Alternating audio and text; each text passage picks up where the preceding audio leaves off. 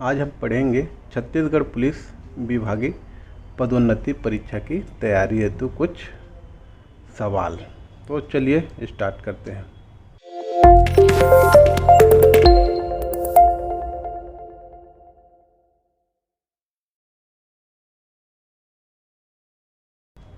पहला सवाल है, दंड प्रक्रिया संहिता किस सन में लागू किया गया था?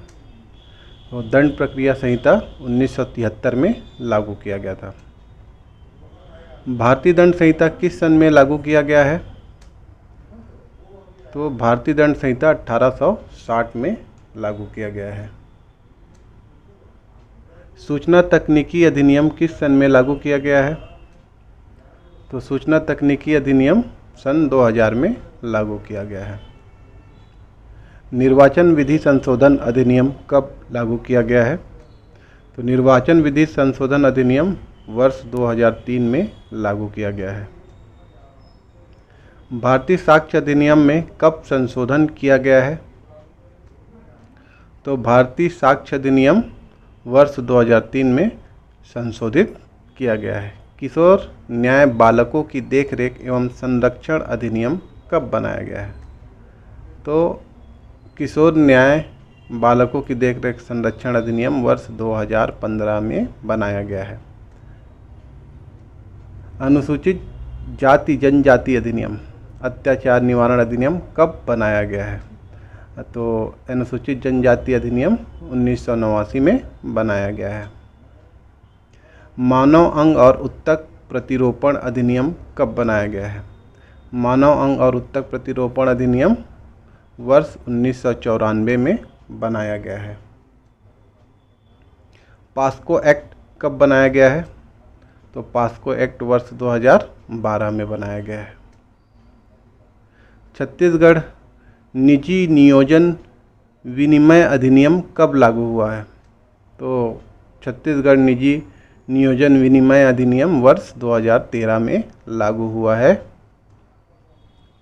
बाल विवाह प्रतिशोध अधिनियम कब लागू हुआ है?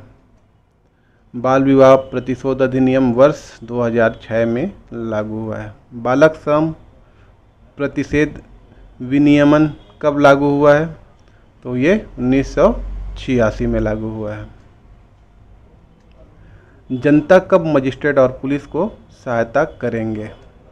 ये सीआरपीसी की धारा 37, 38, 39 के तहत जनता मजिस्ट्रेट और पुलिस की सहायता करेंगे। पुलिस को किन किन धाराओं के अंतर्गत बिना वारंट के गिरफ्तारी की शक्तियां प्राप्त हैं? तो ये सीआरपीसी की धारा 41 के तहत पुलिस को बिना वारंट के गिरफ्तार करने की शक्ति प्राप्त है। पुलिस को किस सीआरपीसी की धारा में तलाशी का अधिकार दिया गया है? तो पुलिस को सीआरपीसी की धारा 51, 99, 100, 165 एवं 166 में तलाशी का अधिकार दिया गया है। पुलिस किस धारा के तहत गिरफ्तार व्यक्ति की मेडिकल कराती है? तो ये धारा 54 सीआरपीसी के तहत वो गिरफ्तार व्यक्ति का मेडिकल डॉक्टरी मुलाहिजा करवाती है। विवेचना 24 घंटे में पूर्ण होने पर किस धारा के तहत पुलिस रिमांड प्राप्त करती है? तो ये धारा 167 सीआरपीसी के तहत ये पुलिस रिमांड प्राप्त करती है। अपराध में अपराध से संबंधित दस्तावेज एवं अन्य जानकारी प्रस्तुत करने के लिए किस धारा के तहत पुलिस नोटिस जारी करती है?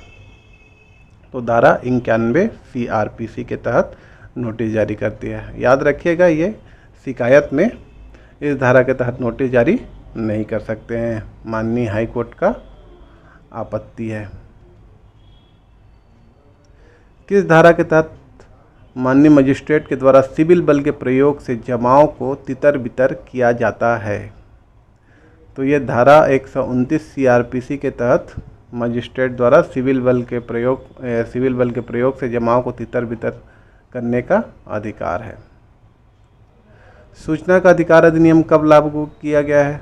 तो सूचना का अधिकार अधिनियम वर्ष 2005 में लागू किया गया है।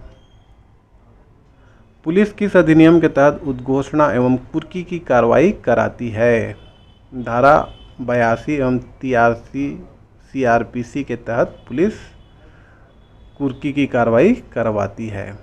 पुलिस प्रथम सूचना रिपोर्ट सीआरपीसी के कौन से धारा के तहत करवाती है? तो इसका आंसर है धारा 154 सीआरपीसी के तहत एफआईआर दर्ज करती है। ठीक है।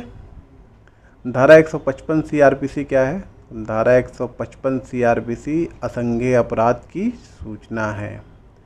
क्या पुलिस अधिकारी द्वारा असंज्ञेय अपराध की जांच किया जा सकता है? नहीं। तो दोस्तों ये वीडियो पसंद आया हो तो मेरे चैनल को सब्सक्राइब एवं लाइक ज़रूर कीजिए।